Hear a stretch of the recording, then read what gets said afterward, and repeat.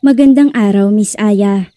At sa lahat ng nakikinig sa channel mo, tawagin mo na lang akong Jandro, short for Alejandro. Naninirahan dito sa parte ng Abuyog, Leyte. Ang pangyayaring ibabahagi ko sa inyo ay nangyari ito sa lugar ng Samar, kung saan ako ipinanganak at nagbinata. Miss Aya, kilala ang tatay ko sa buong baryo bilang manggagamot na si Mang Pilo. Siya ang palaging nilalapitan ng mga taong may sakit na hindi kayang gamutin ng mga doktor. Marami na siyang mga nakakalabang nilalang gaya na lamang ng mga engkanto, kapre, masamang duwende at kahit ang mga mangkukulam at mambabarang ay hindi niya pinapatawad. Isa siya sa nahahanay ng mga magagaling na albularyo. Pero ako, wala akong hilig sa panggagamot. Mas gusto kong tumambay sa kanto kasama ang mga barkada, uminom ng alak at tumawa ng tumawa kahit wala namang kwenta ang usapan. At syempre, hindi mawawala ang pangbababae. Hindi ka uubra sa ganito, Jandro. Hindi habang buhay nandito ako. Darating ang panahon. Kailangan mong ipagpatuloy ang sinimulan ko. Kaya umayos kang bata ka. Lagi niyang sinasabi sa akin noon kapag umuwi akong lasing o kaya naman ay may dinadalang babae sa bahay. Hindi ko pinapansin kapag nasa ganitong estilo na naman ang aking ama.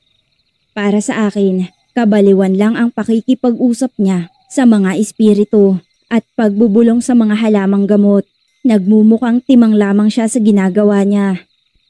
Nga pala, Miss Aya, ng mga panahong ito ay dalawa na lamang kami ni Itay ang magkasama sa buhay. Naghiwalay kasi sila ni nanay at iniwan ako ng aking ina sa poder ni Itay.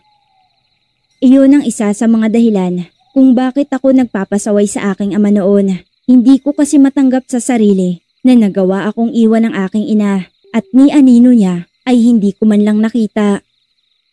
Isang gabi, nasa kasarapan na ako ng pagtulog nang bigla akong napabalikwas ng bangon. Narinig ko kasi ang boses ng aking amang tinatawag ang pangalan ko. Sobrang lakas ng kabog ng dibdib ko at ramdam kong parang may mali. Nagmadali na akong tumayo at pumasok sa silid ng aking ama.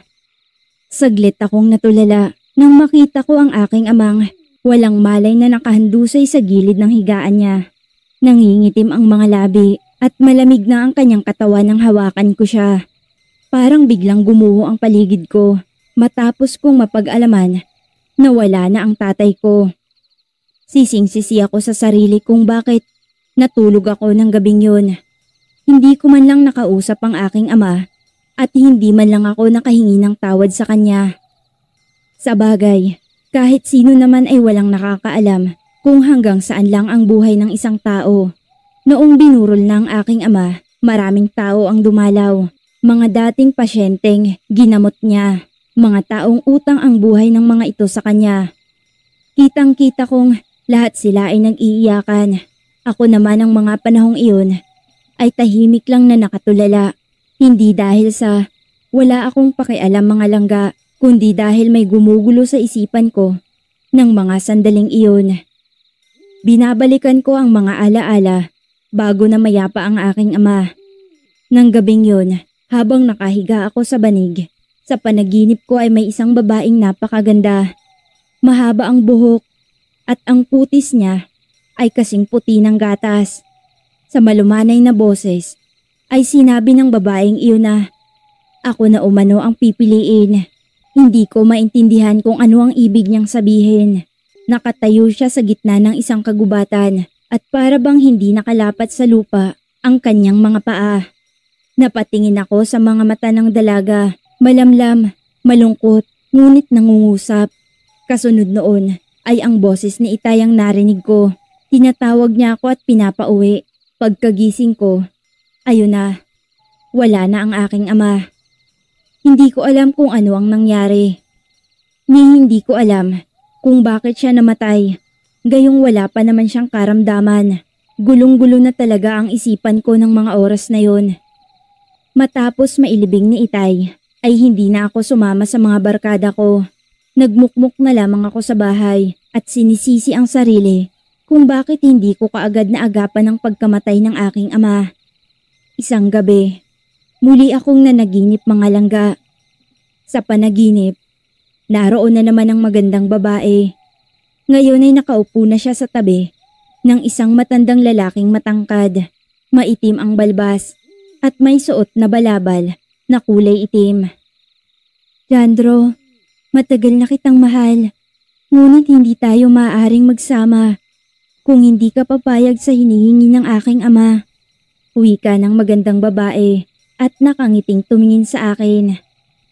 Tumango ang matanda at nagsalita sa boses na malamig, ngunit matalim. Kung nais mong makasama ang aking anak, kailangan mong patunayan ang iyong kahandaan.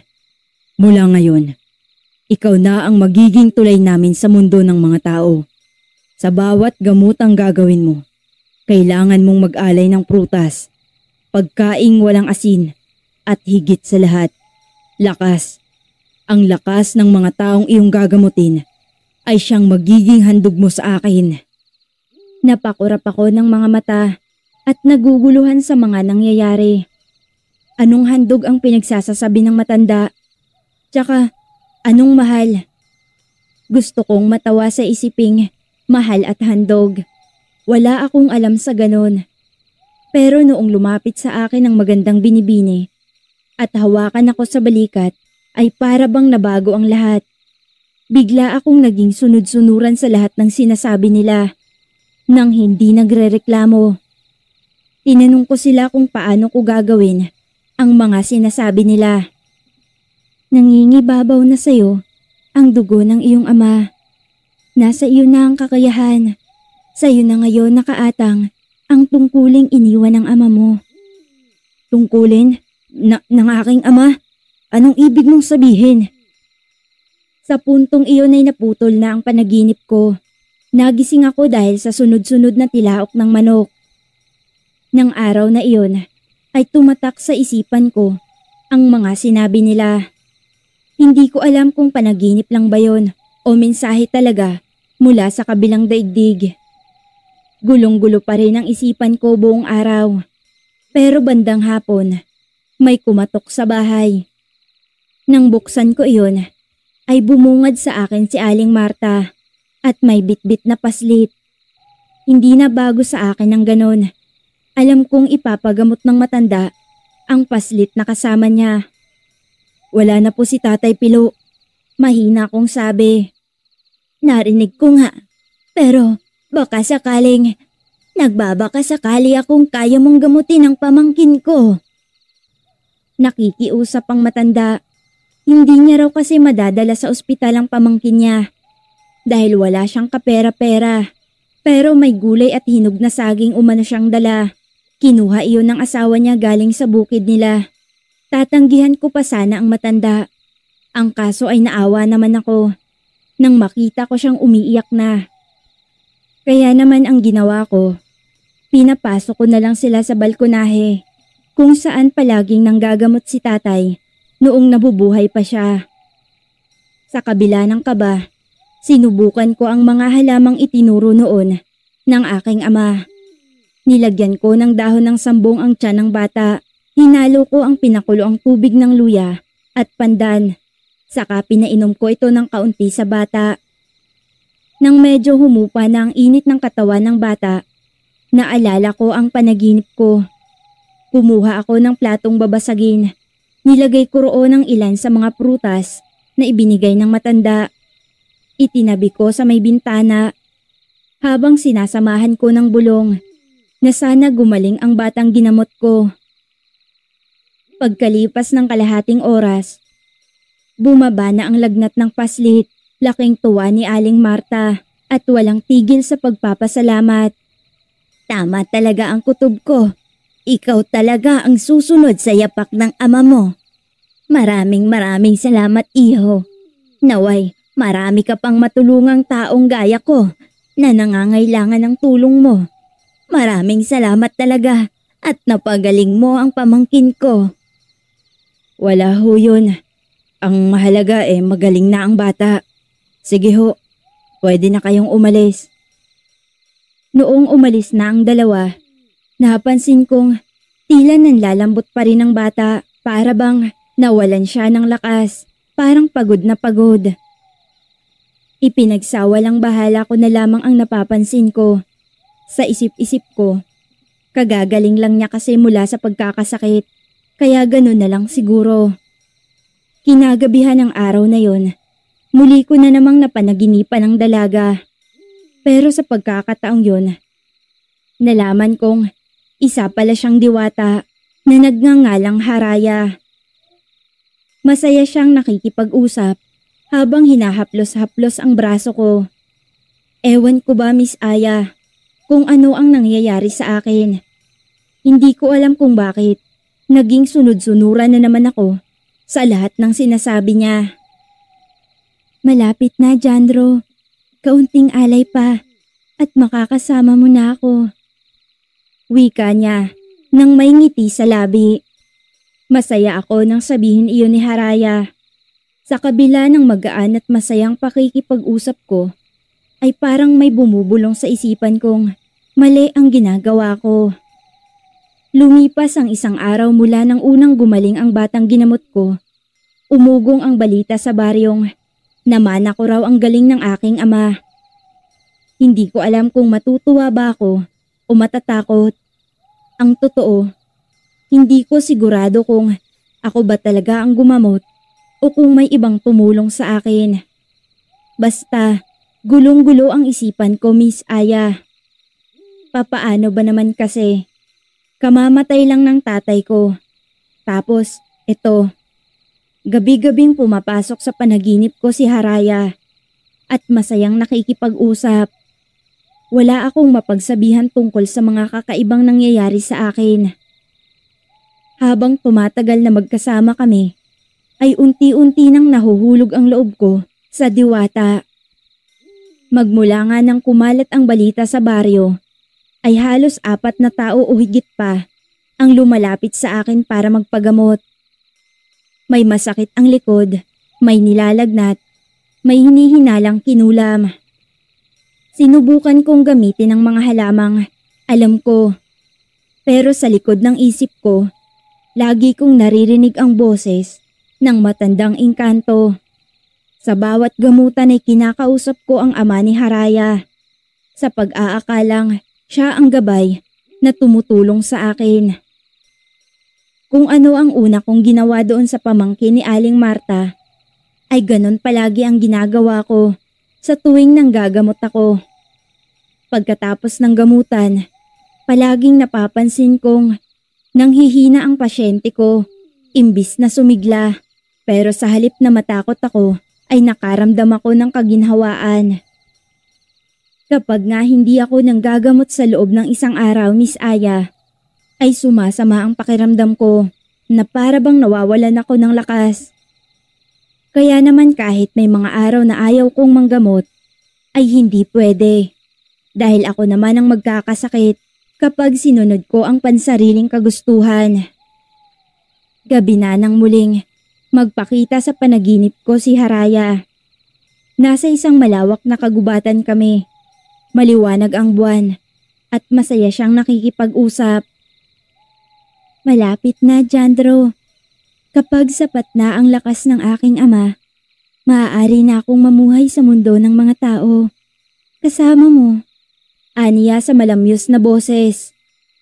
Mula sa di kalayuan, ay nakita ko ang ama ni Haraya. Nakaupo siya sa ilalim ng puno at sa bawat alay na ibinibigay ko, tila lumalakas ang anyo niya. Ang payat na pangangatawa niya ay unti-unti yung nagkakalaman. Sa isip ko noon, baka yung mga prutas na inialay ko, iyon ang ginagawa niyang pagkain. Kaya mabilis siyang nagkakalaman. Kinabukasan, habang nagpapahinga ako sa labas ng bahay, may nakita akong bagong mukha ng isang dalaga sa baryo namin.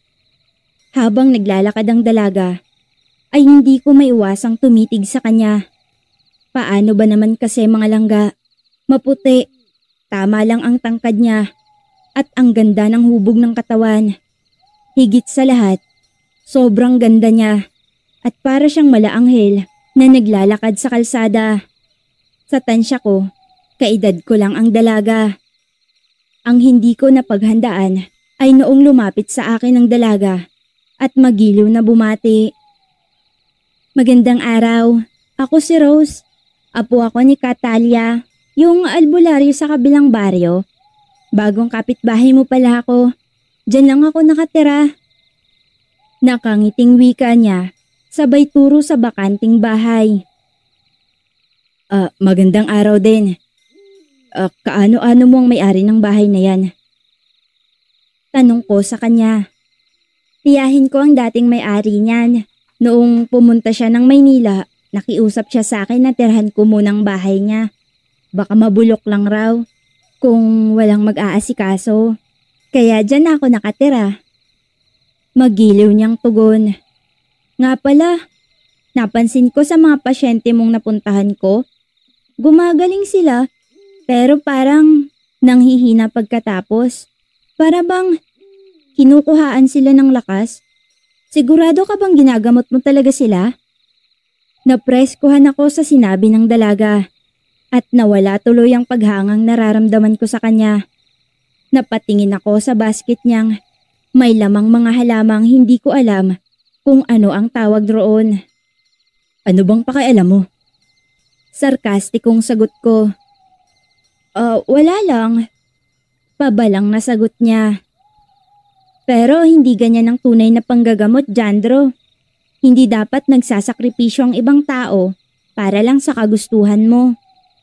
Pahabol niya pang saad at nakangiti pa na para bang nang aasar. Tuloy, hindi ko napigilan ng mapikon.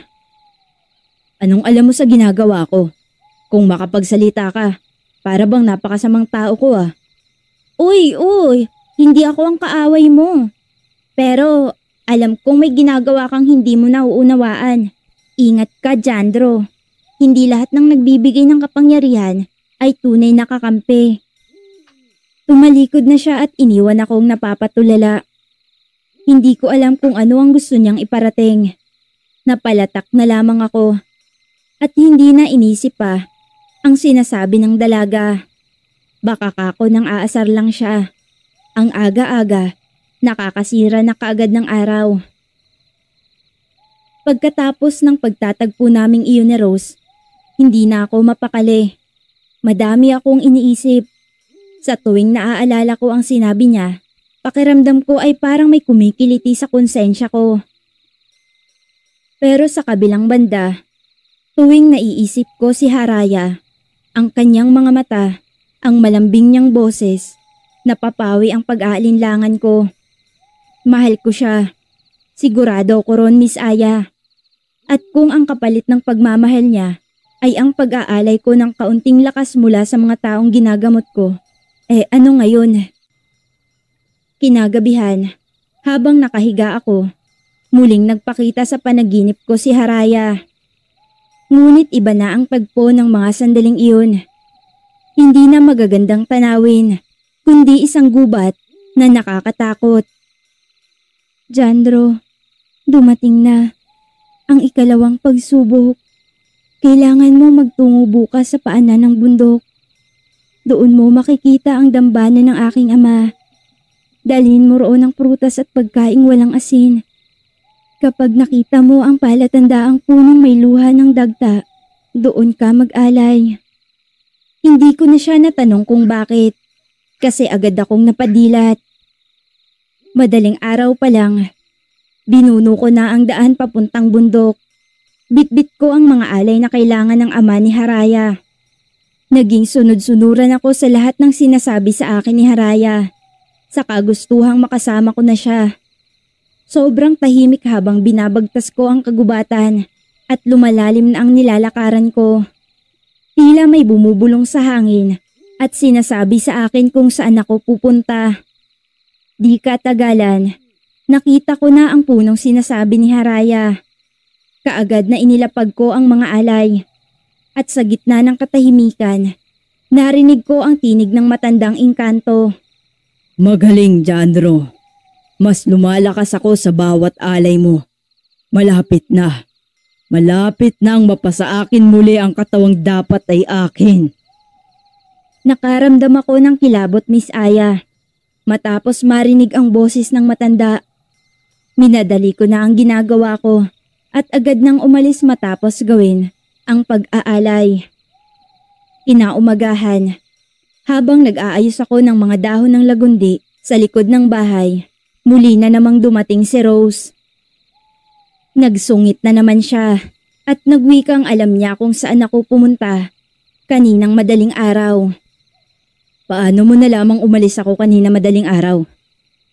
Seryosong tanong ko. Malamang sinundan kita, kaya alam ko kung saan ka pumunta. Alam kong may lumang engkanto roon sa punong inaalayan mo. Alam mo bang mapanlin lang ang engkantong sinasamba mo? Alam mo rin ba kung sino talaga ang ama ng diwata mo? Hindi ko alam kung ano ang isasagot sa dalaga. Tama, hindi ko pa pala alam kung ano ang pangalan ng ama ni Haraya. Kaya naman napatingin na lang ako sa kanya nang may pagtataka sa mga mata. Ay, matagal nang sinasabi ng abuela kong may mga engkanto na hindi dapat kinakausap dahil sila ang mga gahaman sa lakas ng tao. Lumapit siya sa akin at mas naging seryoso pa ang muka. Jandro, ginagamit ka niya. Ang totoo niyan, lahat ng mga taong ginagamot mo, hindi mo talaga sila ginagamot. Inaagawan mo sila ng lakas para pakainin ng isang engkantong dapat ay nakakulong lang. Nililin lang ka nila at sinasamantala nilang nasa kalagitnaan ka ng pagluluksa dahil sa pagkamatay ng ama mo. Kaya gumising ka sa kahibangan mo, Jandro. Napayuko ako. Hindi ko alam kung galit ako kay Rose o sa sarili ko.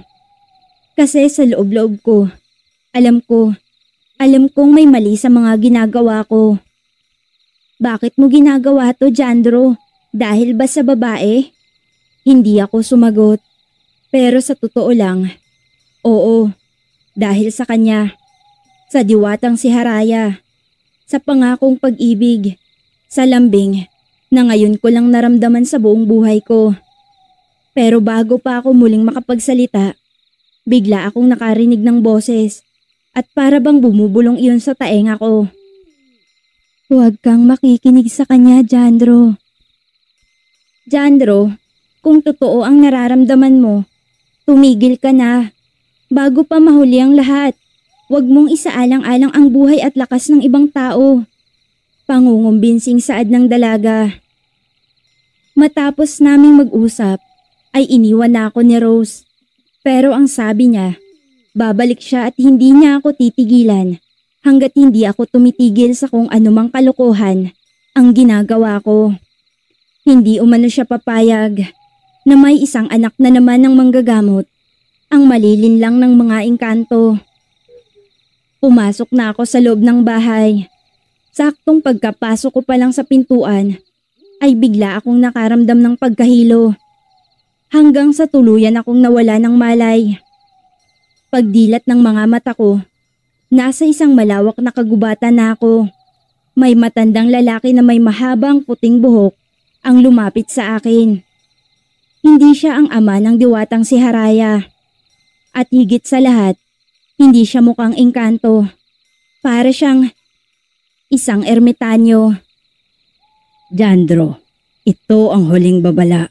Ang anak kong si Arturo, ang engkantong ginagamit ka. Ginagamit niya ang pagmamahal ng anak niyang diwata upang makalaya siya sa kanyang kulungan sa ilalim ng gubat. Ang bawat alay mo, bawat lakas ng taong ginagamot mo ay nagsisilbing susi sa kanyang paglaya. Napaatras ako sa takot at tinanong ang matanda kung sino siya. Ako ang unang tagapangalaga ng gubat kalikasan, ang ama ng engkantong sinasamba mo. Ngunit nabulag siya sa kapangyarihan, kaya pinarusahan siya ng kalikasan at isinumpa bilang engkanto ng kasakiman. Pero bakit ako? Ang dami-dami ko nang problema. Ako pa ang dinistorbo niyo. Sapagkat anak ka ng isang albularyo. Ikaw lamang ang may kakayahang buksan ang pintuan ng lakas ng tao. Isang regalong minana mo sa iyong ama. Magsasalita pa sana ako, pero bigla na akong nagising. At sa paggising ko nga, naramdaman ko ang panginginig ng katawan ko. Kinahapunan, kahit sobrang sama na ng pakiramdam ko, nagpunta ako sa bahay ng tinulungan kong matandang babae noong 1 linggo lang. Pagdating ko sa bahay nila, laking gulat ko nang makita ko ang matanda. Nakaupo si Aling Nena sa labas ng bahay, payat, namumutla, at tila ba lalong nanghina mula nang gumaling siya. Ano pong nangyari kay Aling Nena? Hindi po namin alam, parang lagi siyang pagod, na para bang may sumisip-sip sa lakas niya. Nakiusap ang anak ni Aling Nena na kung pwede ay alamin ko raw kung ano ang sakit ng nanay niya. Magmula kasi noong umuwi sila galing sa bahay, ay doon na mas lalong nanghina ang kanyang ina. Oo, gumaling nga ang nanay niya, pero parang nawala naman ang kakayahang kumilos. Hindi ako nakapagsalita. Nagsisisi ako sa lahat ng mga maling nagawa ko at pati ang mga taong ang intensyon lang naman ay gumaling. Dinamay ko pa sa kabalbalang nagawa ko. Huwag kang mag-alala. Aalamin ko kung bakit nagkaganyan ang nanay mo. Babalik ako rito bukas at magdadala ng halamang gamot. Tanging nasambit ko na lamang sa anak ni Aling Nena. Kinagabihan, naglakas loob na akong pumunta sa bahay ni Rose. Hindi ko alam kung bakit, pero pakiramdam ko, siya lang ang makakaintindi sa akin at sa lahat ng pinagdadaanan ko. Magmula kasi nang mamatay si Itay, ay para bang iniwasan na ako ng mga barkada ko. Ni ang dumalaw nga sa bahay ay hindi na nila magawa. Nakailang katok muna ako bago ko makitang dumungaw sa bintana ang dalaga. Ano na? Handa ka na bang tanggapin ang totoo? Tanong niya nang mapagbuksan ako ng pinto. Oo Rose, niloko nila ako. Ginamit ako ng engkantong yun. Sinamantala niya ang kahinaan ko. Tumahimik ang dalaga habang pinagmamasdan ako, na para bang binabasa niya kung nagsasabi ako ng totoo o hindi. Ilang sandali pa, nakita kong may kinuha siya sa silid niya. Paglabas niya ay may dala-dala na siyang maliit na aklat at kulay pula iyon. May mga binasa ang dalaga na nakapaloob sa aklat at ang lahat ng iyon ay konektado doon sa nilalang na inalayan ko ng lakas at prutas. Anong dapat kong gawin? May isang paraan pa. Kailangan mong balikan ang lahat ng mga ginamot mo at ibalik ang lakas nila. Hindi mo sila gagamutin. Ikaw ang kailangang mag-alay sa kanila ng lakas mo. Kapag nagawa mo yun, mawawala ang bisa ng kasunduan mo sa engkanto. Paano pag hindi ko kinaya? Tayo ang gagawa ng paraan. Tutulungan kita. Kakayanin natin. Nagkatinginan kami. Ngayon ko lang napansin, sa lahat ng nilapitan ko, si Rose lang ang hindi ng uto, hindi nanlinlang, hindi nagyabang ng kapangyarihan. Kinabukasan, dala ang mabigat na loob at kakaibang determinasyon. Kasama ko si Rose at ang unang binisita namin ay si Aling Nena. Aling Nena, patawarin niyo po ako. Hindi ko po alam noon ang kabayaran ng ginawa ko. Pero ngayon, nais ko pong ibalik ang lakas na nawala sa inyo. Pinikit ko ang mga mata ko. Inalala ko ang turo ng aking ama bago siya mamatay. Sa paghawak ng mga palad ng pasyente, kailangang itutok ang buong diwa sa pagbibigay, hindi sa pagpapagaling. Anak, hindi tayo manggagamot para umani ng papuri. Ginagawa natin ito para ibahagi ang buhay na natanggap natin. At sa unang pagkakataon, ginawa ko ito hindi dahil sa utos ng engkanto, kundi sa sarili kong kagustuhan. Isinuko ko ang bahagi ng lakas ko. Ramdam ko ang panghihina, pero kasabay nun ay ang pagkakaroon ng lakas ni Aling Nena. Nakakagalaw na ako. Anak, nakakagalaw na ako. Napatingin ako kay Rose at kahit wala siyang sinabi, ngumiti siya. Sinunod namin ang listahan. Isa-isa kong binalikan ang mga taong ginamot ko. Lahat sila, napansin ang pagbabago sa akin at sa kanilang katawan. Sa bawat alay ng lakas, tila ba unti-unti kong nararamdaman ang panghihina. Lalong nanlalata ang katawan ko. Nang gabing iyon, muling dumalaw ang diwatang si Hiraya sa panaginip ko. Pero iba na ang itsura niya.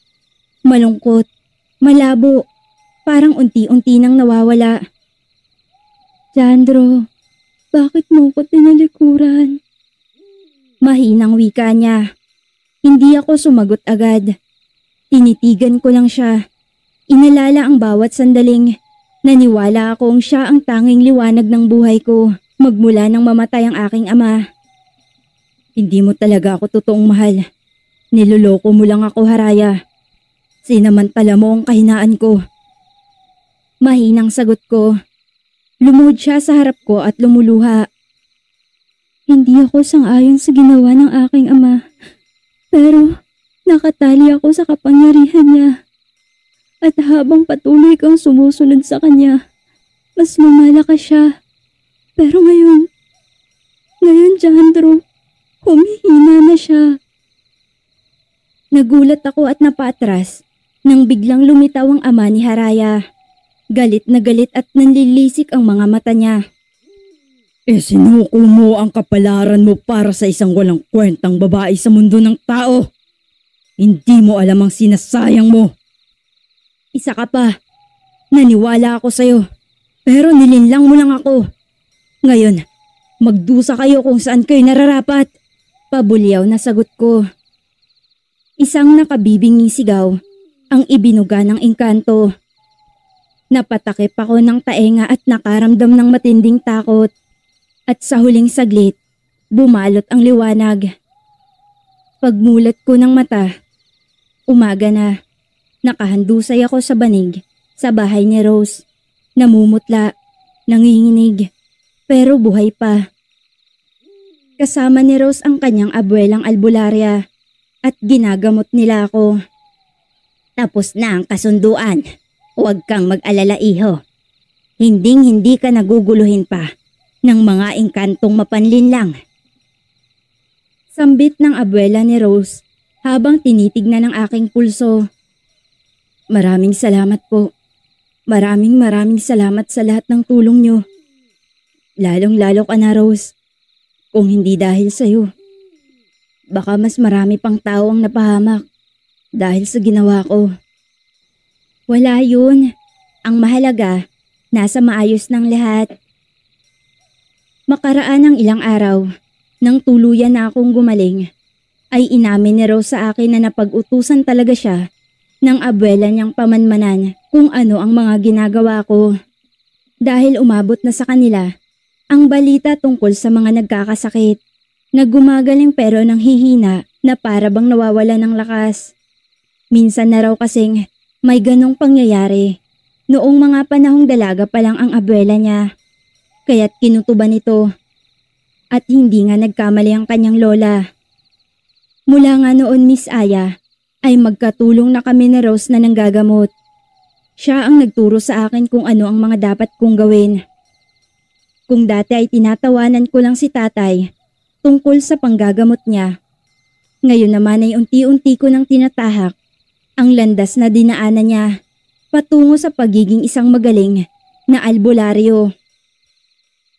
Nga pala, maisingit ko lang, napatay ko rin ang mambabarang na nakalaban ni Itay at ang mambabarang na iyon ang kumitil sa buhay ng aking ama sa pamamagitan ng pag-oorasyon.